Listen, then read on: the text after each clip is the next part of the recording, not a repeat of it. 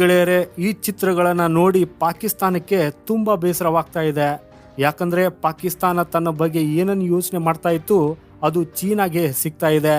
ಭಾರತದೊಂದಿಗೆ ಪಾಕಿಸ್ತಾನ ಈಗ ಸ್ನೇಹಕ್ಕಾಗಿ ಪ್ರಾರ್ಥಿಸುತ್ತಿದೆ.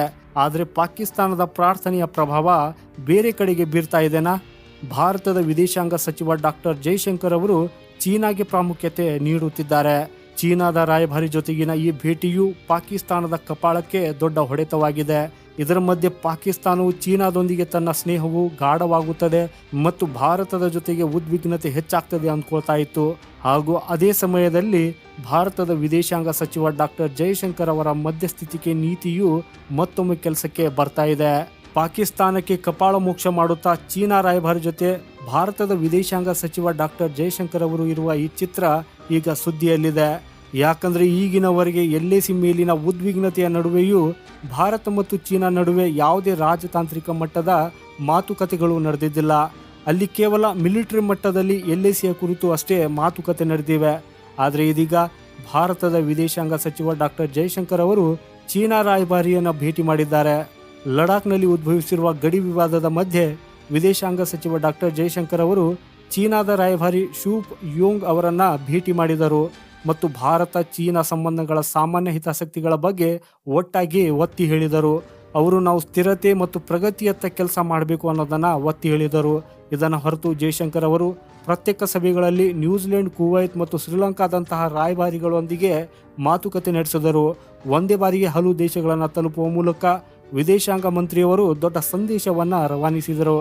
ಆದರೆ ಚೀನಾದ ರಾಯಭಾರಿ ಜೊತೆಗಿನ ಸಭೆ ಅತ್ಯಂತ ಆಸಕ್ತಿದಾಯಕವಾಗಿತ್ತು. ವಿದೇಶಾಂಗ ಸಚಿವ ಡಾಕ್ಟರ್ ಜೈಶಂಕರ್ ಅವರೊಂದಿಗಿನ ಭೇಟಿಯ ಬಗ್ಗೆ ಚೀನಾದ ರಾಯಭಾರಿಯು ಕೂಡ ಟ್ವೀಟ್ ಮಾಡಿದರು.